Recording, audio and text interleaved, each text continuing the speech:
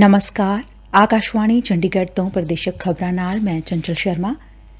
ਕੇਂਦਰੀ ਗ੍ਰਹਿ ਮੰਤਰੀ ਅਮਿਤ ਸ਼ਾਹ ਨੇ ਅੱਜ ਦੇਸ਼ ਦੇ ਵਿਕਾਸ ਤੇ ਜ਼ੋਰ ਦਿੰਦਿਆਂ ਕਿਹਾ ਕਿ ਸਾਈਬਰ ਸੁਰੱਖਿਅਤ ਭਾਰਤ ਦੀ ਸਿਰਜਣਾ ਸਭ ਤੋਂ ਮਹੱਤਵਪੂਰਨ ਹੈ।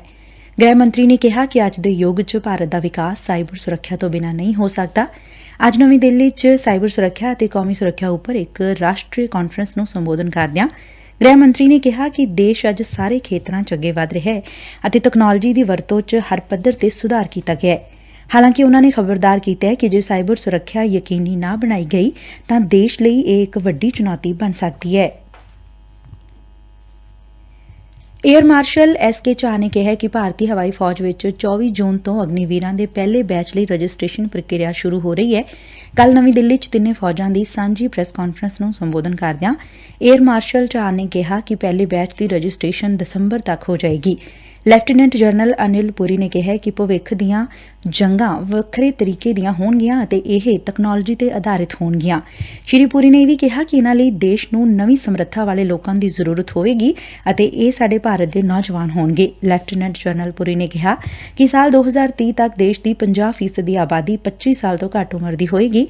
ਸ਼੍ਰੀ ਪੁਰੀ ਨੇ ਕਿਹਾ ਕਿ ਭਾਰਤੀ ਫੌਜ ਦੀ ਬੁਨਿਆਦ ਅਨੁਸ਼ਾਸਨ ਹੈ ਅਤੇ ਇਸ ਵਿੱਚ ਤੋੜ ਭੰਨ ਜਾਂ ਹਿੰਸਾ ਕਰਨ ਅਤੇ ਅੱਗ ਲਾਉਣ ਵਾਲਿਆਂ ਵਾਸਤੇ ਕੋਈ ਥਾਂ ਨਹੀਂ ਹੈ। ਉਨੂਾਂ ਕਿਹਾ ਕਿ ਉਮੀਦਵਾਰਾਂ ਨੂੰ ਇਹ ਪ੍ਰਮਾਣਿਤ ਕਰਨਾ ਹੋਏਗਾ ਕਿ ਉਹ ਇਨਾਂ ਅੱਗ ਲਾਉਣ ਵਾਲਿਆਂ 'ਚ ਸ਼ਾਮਲ ਨਹੀਂ ਸਨ। ਲੈਫਟੀਨੈਂਟ ਜਨਰਲ ਬੰਸੀ ਪੋਨੱਪਾ ਨੇ ਕਿਹਾ ਕਿ ਭਰਤੀ ਪ੍ਰਕਿਰਿਆ ਦੀਆਂ ਸ਼ਰਤਾਂ ਅਤੇ ਯੋਗਤਾ ਵੈਬਸਾਈਟ ਤੇ ਅਪਲੋਡ ਕਰ ਦਿੱਤੀ ਗਈ ਹੈ। ਉਨੂਾਂ ਕਿਹਾ ਕਿ ਦਸੰਬਰ ਦੇ ਪਹਿਲੇ ਹਫ਼ਤੇ ਤੱਕ ਫੌਜ ਨੂੰ ਅਗਨੀਵੀਰਾਂ ਦਾ ਪਹਿਲਾ ਬੈਚ ਅਤੇ ਦੂਜਾ ਬੈਚ ਫਰਵਰੀ 2023 ਤੱਕ ਮਿਲ ਜਾਏਗਾ। ਵਾਈਸ ਐਡਮਿਰਲ ਦਿਨੇਸ਼ ਤ੍ਰਿਪਾਠੀ ਨੇ ਕਿਹਾ ਕਿ ਭਾਰਤੀ ਜਲ ਸੈਨਾ ਲਈ ਭਰਤੀ ਪ੍ਰਕਿਰਿਆ ਸ਼ੁਰੂ ਹੋ ਚੁੱਕੀ ਹੈ। ਕੇਂਦਰ ਸਰਕਾਰ ਨੇ ਕਰਮਚਾਰੀ ਰਾਜ ਬੀਮਾ ਯੋਜਨਾ ਨੂੰ ਇਸ ਸਾਲ ਦੇ ਅਖੀਰ ਤੱਕ ਦੇਸ਼ 'ਚ ਲਾਗੂ ਕਰਨ ਦਾ ਫੈਸਲਾ ਕੀਤਾ ਹੈ। ਫਿਲਹਾਲ ਇਹ ਯੋਜਨਾ 443 ਜ਼ਿਲ੍ਹਿਆਂ 'ਚ ਮੁਕੰਮਲ ਤੌਰ ਤੇ ਲਾਗੂ ਹੈ ਅਤੇ 148 ਜ਼ਿਲ੍ਹਿਆਂ 'ਚ ਅਜੇ ਇਸ ਨੂੰ ਲਾਗੂ ਨਹੀਂ ਕੀਤਾ ਗਿਆ। ਜ਼ਿਕਰਯੋਗ ਹੈ ਕਿ ਇਸ ਯੋਜਨਾ ਤਹਿਤ ਡਿਸਪੈਂਸਰੀਆਂ ਅਤੇ ਆਯੁਸ਼ਮਾਨ ਭਾਰਤ ਪ੍ਰਧਾਨ ਮੰਤਰੀ ਜਨ ਆਰੋਗਿਆ ਯੋਜਨਾ ਦੇ ਸਹਿਯੋਗ ਨਾਲ ਡਾਕਟਰੀ ਸੇਵਾਵਾਂ ਉਪਲਬਧ ਕਰਵਾਈਆਂ ਜਾਣਗੀਆਂ। ਕਿਰਤ ਅਤੇ ਰੋਜ਼ਗਾਰ ਮੰਤਰੀ ਭੁਪੇਂਦਰ ਯਾਦਵ ਦੀ ਪ੍ਰਧਾਨਗੀ 'ਚ ਕੱਲ੍ਹ ਇਹ ਫੈਸਲਾ ਲਿਆ ਗਿਆ। ਕਰਮਚਾਰੀ ਰਾਜ ਬੀਮਾ ਕਾਰਪੋਰੇਸ਼ਨ ਨੇ ਦੇਸ਼ ਭਰ ਵਿਚ 100 ਬਿਸਤਰਿਆਂ ਵਾਲੇ 23 ਨਵੇਂ ਹਸਪਤਾਲ ਬਣਾਉਣ ਦਾ ਫੈਸਲਾ ਵੀ ਕੀਤਾ ਹੈ ਅਤੇ 62 ਥਾਵਾਂ ਤੇ 5 ਡਾਕਟਰਾਂ ਵਾਲੀਆਂ ਡਿਸਪੈਂਸਰੀਆਂ ਵੀ ਸਥਾਪਿਤ ਕੀਤੀਆਂ ਜਾਣਗੀਆਂ। ਭਾਰਤ ਪਾਕਿਸਤਾਨ ਦਰਮਿਆਨ ਹੋਏ ਸਮਝੌਤਿਆਂ ਤਹਿਤ ਗਵਾਂਢੀ ਮੁਲਕ ਪਾਕਿਸਤਾਨ ਵੱਲੋਂ 20 ਭਾਰਤੀ ਮਛੇਰਿਆਂ ਨੂੰ ਰਿਹਾ ਕੀਤਾ ਗਿਆ। ਇਹ ਮਛੇਰੇ ਸਮੁੰਦਰ ਵਿਚ ਮੱਛੀਆਂ ਫੜਦੇ ਹੋਏ ਅਚਾਨਕ ਪਾਕਿਸਤਾਨ 'ਚ ਦਾਖਲ ਹੋ ਗਏ ਸਨ, ਜਿਸ ਕਰਕੇ ਇਨਾਂ ਨੂੰ ਗ੍ਰਿਫਤਾਰ ਕੀਤਾ ਗਿਆ। ਇਹ ਸਾਰੇ ਪਿਛਲੇ 18 ਤੋਂ 22 ਮਹੀਨਿਆਂ ਤੱਕ ਕਰਾਚੀ ਦੀ ਲਾਂਡੀ ਜੇਲ੍ਹ ਵਿਖੇ ਬੰਦ ਸਨ। ਭਾਰਤ ਪਾਕਿਸਤਾਨ ਪੀਪਲਜ਼ ਫੋਰਮ ਦੇ ਪ੍ਰਧਾਨ ਜਤਿਨ ਦੇਸਾਈ ਨੇ ਦੱਸਿਆ ਕਿ ਦੋਵਾਂ ਮੁਲਕਾਂ ਦਰਮਿਆਨ ਹੋਏ ਸਮਝੌਤੇ ਤਹਿਤ ਹੀ ਇਨਾਂ ਮਛੇਰਿਆਂ ਨੂੰ ਰਿਹਾ ਕੀਤਾ ਗਿਆ। ਇਹ ਸਾਰੇ ਅੱਜ ਸਵੇਰੇ ਅਟਾਰੀ ਵਾਹਗਾ ਸਰਹੱਦ ਰਸਤਿਓਂ ਵਤਨ ਪਰਤੇ ਨੇ।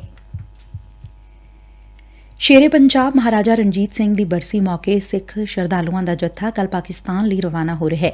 ਸ਼੍ਰੋਮਣੀ ਗੁਰਦੁਆਰਾ ਪ੍ਰਬੰਧਕ ਕਮੇਟੀ ਦੇ ਯਾਤਰਾ ਇੰਚਾਰਜ ਬਲਵਿੰਦਰ ਸਿੰਘ ਨੇ ਦੱਸਿਆ ਕਿ ਇਸ ਜੱਥੇ 'ਚ 266 ਸ਼ਰਧਾਲੂ ਮਹਾਰਾਜਾ ਰਣਜੀਤ ਸਿੰਘ ਦੀ ਬਰਸੀ ਮੌਕੇ ਕੱਲ੍ਹ ਪਾਕਿਸਤਾਨ ਜਾ ਰਹੇ ਨੇ। ਇਹ ਜੱਥਾ ਸ਼੍ਰੋਮਣੀ ਗੁਰਦੁਆਰਾ ਪ੍ਰਬੰਧਕ ਕਮੇਟੀ ਦੇ ਦਫ਼ਤਰ ਤੋਂ ਰਵਾਨਾ ਹੋਏਗਾ ਅਤੇ 30 ਜੂਨ ਨੂੰ ਵਤਨ ਵਾਪਸ ਪਰਤੇਗਾ। ਇਸ ਯਾਤਰਾ ਦੌਰਾਨ ਜੱਥਾ ਸ਼੍ਰੀ ਨਨਕਾਣਾ ਸਾਹਿਬ, ਸ਼੍ਰੀ ਪੰਜਾ ਸਾਹਿਬ ਸਮੇਤ ਹੋਰਨਾਂ ਕਈ ਗੁਰਧਾਮਾਂ ਦੇ ਦਰਸ਼ਨ ਕਰੇਗਾ। ਪਿਛਲੇ ਦਿਨੀ ਰਾਜਪੁਰਾ ਨੇੜੇ ਪਿੰਡ ਸ਼ਾਮਦੂ ਕੈਂਪ 'ਚ ਫੈਲੇ ਡਾਇਰੀਆ ਦੀ ਸਥਿਤੀ ਹੁਣ ਕਾਬੂ ਹੇਠ ਹੈ। ਸਿਵਲ ਸਰਜਨ ਡਾ. ਰਾਜੂ ਧੀਰ ਅਤੇ ਡਾ. ਦਿਵਜੋਤ ਸਿੰਘ ਨੇ ਸਿਵਲ ਹਸਪਤਾਲ ਰਾਜਪੁਰਾ ਵਿਖੇ ਮਰੀਜ਼ਾਂ ਦਾ ਹਾਲ ਚਾਲ ਪੁੱਛਿਆ ਅਤੇ ਡਾਕਟਰਾਂ ਨੂੰ ਲੋੜੀਂਦੇ ਦਿਸ਼ਾ ਨਿਰਦੇਸ਼ ਦਿੱਤੇ। ਇਸ ਮਗਰੋਂ ਉਨੂਾਂ ਨੇ ਪ੍ਰਭਾਵਿਤ ਖੇਤਰ ਪਿੰਡ ਸ਼ਾਮਦੂ ਕੈਂਪ ਦਾ ਦੌਰਾ ਵੀ ਕੀਤਾ। ਡਾ. ਧੀਰ ਨੇ ਦੱਸਿਆ ਕਿ ਲੋਕਾਂ ਨੂੰ ਆਰਓ ਸਿਸਟਮ ਵਾਲਾ ਸਾਫ਼ ਪਾਣੀ ਪੀਣ ਲਈ ਪ੍ਰੇਰਿਤ ਕੀਤਾ ਜਾ ਰਿਹਾ ਹੈ। ਉਨੂਾਂ ਦੱਸਿਆ ਕਿ ਪਾਣੀ ਦੇ ਨਮੂਨਿਆਂ ਤੇ ਮਰੀਜ਼ਾਂ ਦੇ ਸਟੂਲ ਸੈਂਪਲਾਂ ਦੀ ਰਿਪੋਰਟ ਆਉਣੀ ਬਾਕੀ ਹੈ। ਹੋਲਿਸਟਿਕ ਹੈਲਥ ਯੋਗ ਸੰਸਥਾ ਵੱਲੋਂ ਕੱਲ੍ਹ ਸਰਹੰਦ ਆਮ ਖਾਸ ਬਾਗ ਵਿਖੇ ਯੋਗ ਦਿਵਸ ਮਨਾਇਆ ਗਿਆ, ਜਿਸ ਵਿੱਚ ਹਲਕੇ ਦੇ ਵਿਧਾਇਕ ਐਡਵੋਕੇਟ ਲਖਵੀਰ ਸਿੰਘ ਰਾਏ ਨੇ ਵਿਸ਼ੇਸ਼ ਤੌਰ ਤੇ ਸ਼ਿਰਕਤ ਕੀਤੀ ਅਤੇ ਸ਼ਹਿਰ ਵਾਸੀ ਵੀ ਵੱਡੀ ਗਿਣਤੀ 'ਚ ਸ਼ਾਮਲ ਹੋਏ।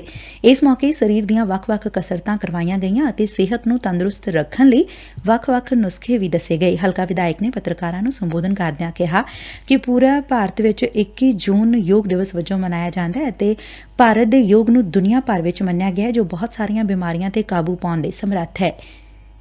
ਸਾਨੂੰ ਆਪਣੀ ਇਸ ਭੱਜ ਦੌੜ ਦੀ ਜ਼ਿੰਦਗੀ ਵਿੱਚ ਯੋਗ ਨੂੰ ਅਪਣਾਉਣਾ ਚਾਹੀਦਾ ਹੈ, ਕਿਉਂਕਿ ਯੋਗ ਦੇ ਨਾਲ ਜਿੱਥੇ ਸਰੀਰ ਤੰਦਰੁਸਤ ਰਹਿੰਦਾ ਹੈ ਉੱਥੇ ਹੀ ਦਿਮਾਗੀ ਸੰਤੁਲਨ ਵੀ ਬਣਿਆ ਰਹਿੰਦਾ ਹੈ। ਇਸ ਦੇ ਨਾਲ ਹੀ ਪ੍ਰਦੇਸ਼ਕ ਖਬਰਾਂ ਖਤਮ ਹੋਈਆਂ।